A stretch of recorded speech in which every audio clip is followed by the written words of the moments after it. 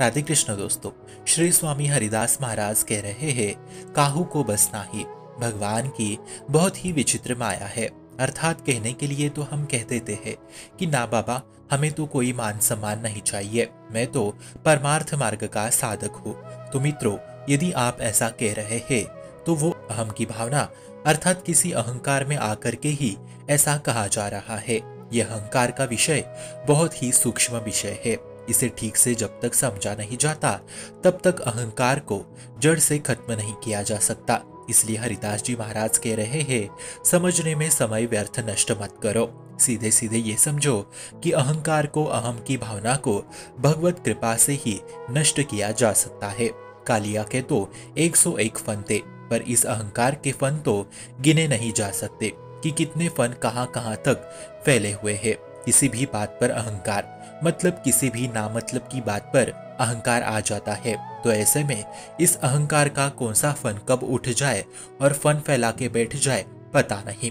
कालिया का जहर एक ही जन्म नष्ट करता है, लेकिन अहंकार रूपी कालिया का अहंकार जो मनुष्य के हर एक वृत्ति में अहंकार कूट के भरा है, तो वो वृत्ति तो जन्म जन्मांतर हमें फिसलाती रहती है।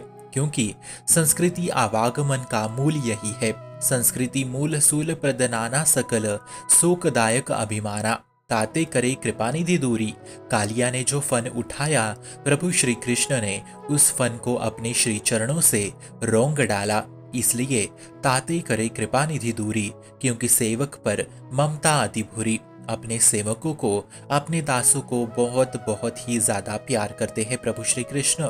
वैष्णवों को तो बहुत ही प्रिय करते हैं प्रभु। इसलिए साधकों को, उपासकों को प्रतिपल ये ध्यान रखना है, स्वामी हरिदास जी के ये वचन, तभी आप परमार्थ मार्ग में आगे बढ़ पाएंगे।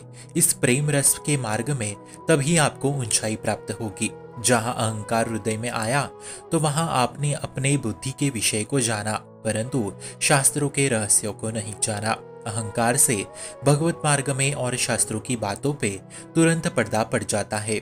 गरुड़ महाअज्ञानी अहंकारी जीव, उसके लिए ऐसा संबोधन स्वयं प्रभु ने किया है। बहुत अहंकार था गरुड़ को नागों को उठाने का और प्रभु के वाहन होने का, पर प्रभु ने उसे अज्ञान अहंकारी घोषित कर उसे कल्पों तक वही योनि में रहने का श्राप दे दिया।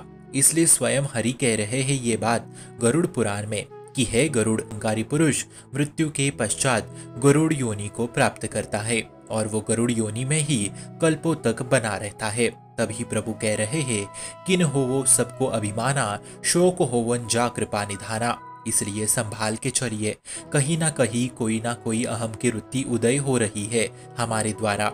पर जो अंतर्मुख उपासक है, जिसने प्रभु चरण रज का आश्रय लिया है, गुरुदेव के चरणों का रसास्वादन किया है, तो वो तुरंत अहंकार की वृत्ति में प्रभु को पुकार लगाता है।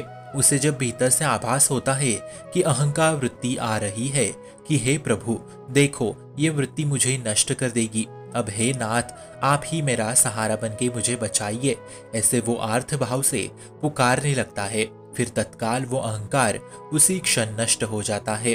अगर आप भक्त चरण रज का आश्रय नहीं लोगे तो आप अहंकार में ही डूब जाएंगे, फिर परमार्थ मार्ग पे पर्दा पड़ जाएगा। इसलिए भक्त चरण रज का आश्रय और आर्त भाव से पुकार अहंकार को जड़ से नष्ट करता है। अब आपको भली भांति ज्ञात है कि आपको क्या करना है।